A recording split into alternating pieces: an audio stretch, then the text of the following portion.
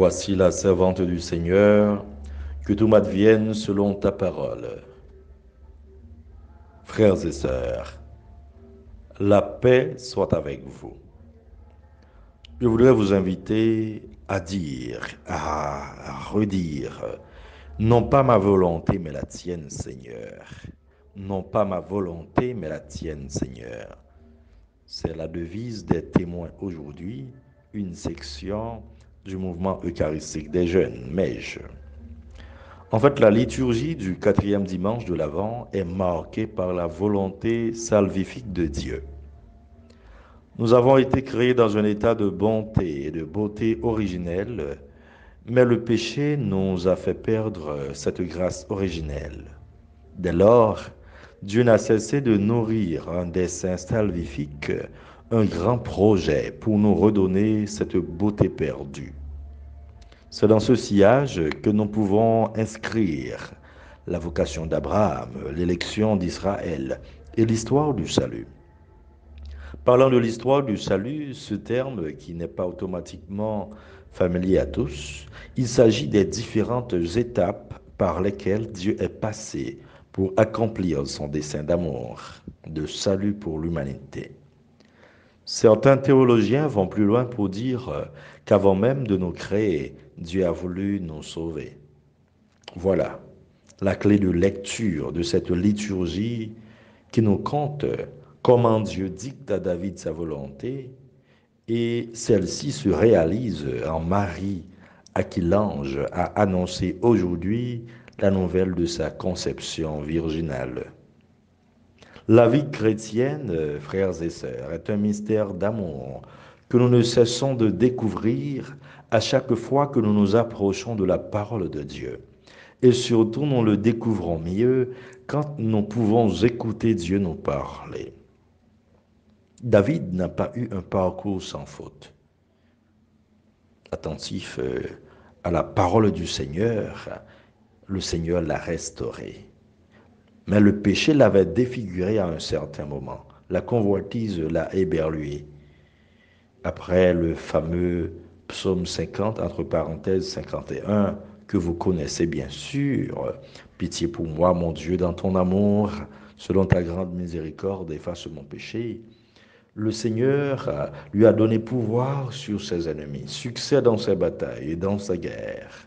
David alors, se sentant choyé par l'amour et la miséricorde du Seigneur, a voulu faire plaisir à Dieu. C'est alors qu'il se proposa de bâtir une maison pour l'arche de l'Alliance, autrement dit le temple. Dieu avait pour lui d'autres projets. Pour être fidèle au sens du texte, le Seigneur lui dit, « Ce n'est pas toi qui me bâtiras une maison, mais c'est moi qui te bâtirai une maisonnée. » Pour dire plus simplement, ce n'est pas toi qui vas me bâtir un temple ou une demeure, mais c'est moi qui te donnerai une dynastie, une lignée, mot traduisant le mieux le terme maisonnée. Là, nous pouvons parler d'une promesse davidique, la promesse que Dieu fait à David. Je te susciterai dans ta descendance un successeur qui naîtra de toi, et je rendrai stable sa royauté. Moi, je serai pour lui un père, et lui sera pour moi un fils. C'est dans ce registre que nous trouvons l'un des titres du Christ, Jésus, fils de David. Et voilà que dans l'Évangile se dessine ce dessein salvifique annoncé plusieurs siècles avant, à travers cette visite de l'ange Gabriel à Marie. Une rencontre aussi bouleversante que merveilleuse. Je te salue, comblé de grâce, le Seigneur est avec toi. À cette parole, elle fut toute bouleversée.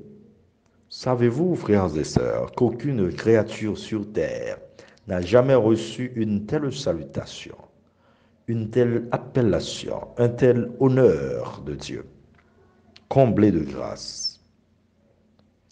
L'ange continue, « Sois sans crainte, Marie, car tu as trouvé grâce auprès de Dieu.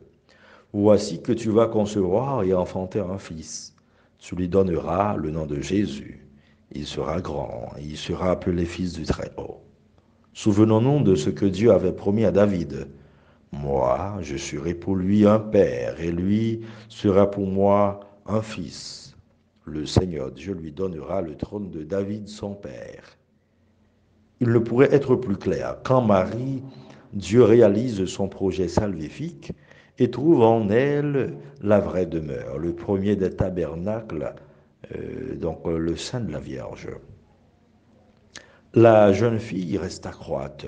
Elle n'a prononcé son premier mot que pour exprimer sa foi adolescente. Comment cela va-t-il se faire puisque je ne connais pas d'homme? Pour mieux comprendre cette question, traduisant l'étonnement de Marie, il faut savoir que Marie faisait partie d'un groupe de jeunes filles qui avaient choisi de se garder pour l'époux d'Israël. Elles avaient fait comme un vœu. Marie avait un projet comme David, et d'ailleurs fiancée à Joseph, qui sera à son tour étonné, car il connaissait le projet de sa fiancée. Arrêtons-nous un peu. Deux figures nous sont présentées. David dans la première lecture, Marie dans l'évangile. Deux projets personnels, interrompus par le projet de Dieu. À l'écoute du projet de Dieu, ils porteront le même projet alors qu'ils sont si éloignés dans le temps chronologique. Ils ont renoncé à leur projet pour faire la volonté divine, pour faire sien et chacun la volonté, ou du moins le projet de Dieu. Nous avons tous des projets et des fois, nous ne comprenons pas ce qui nous arrive. Nous avons du mal à les réaliser. Cela arrive maintes fois quand nous n'invitons pas Dieu dans nos projets, quand nous ne cherchons pas non plus à faire nôtre ces projets. Il faut que nous prenions exemple sur Marie, notre mère, en nous abandonnant totalement à la volonté salvifique de Dieu, qui ne peut ni se tromper, ni nous tromper. C'est dans cette optique que Marie s'exclame Fiat voluntas tua. Après l'explication de l'ange qui lui répondit, l'Esprit Saint viendra sur toi et la puissance du Très-Haut te prendra sous son ombre. C'est pourquoi celui qui va naître sera saint, il sera appelé Fils de Dieu. Sans tarder, elle enchaîne généreusement. Voici la servante du Seigneur, que tout m'advienne selon ta parole. Je suis la servante du Seigneur, que tout m'advienne selon ta parole. Quelle disponibilité, quelle gratuité, quel merveilleux don de soi. Cette parole nous inspire beaucoup de questions. Suis-je prêt à renoncer à moi-même pour entrer dans le projet de Dieu? Suis-je assez disponible pour le travail du Seigneur? Quels sont les échos de la réponse de Marie en moi, comme mère, comme épouse ou comme jeune fille? En quoi cet acte me rejoint comme chrétien consacré, appelé à faire la volonté de Dieu? Frères et sœurs, la fête que nous nous préparons à célébrer nous dit combien nous avons du prix aux yeux de Dieu et que son amour et sa bonté envers nous jamais ne s'amoindrissent. Cela demande que nous nous annoncions par nos paroles et nos actes cet amour pour que cessent les violences, les guerres et les abus de toutes sortes dans le monde. Et on ne pourra vraiment fêter Noël ici en Haïti dans un tel climat d'insécurité. Là où il n'y a pas de paix, il ne saurait y avoir Noël. Là où il n'y a pas de confiance, de vivre ensemble, là où végète la misère, il ne peut y avoir de joie.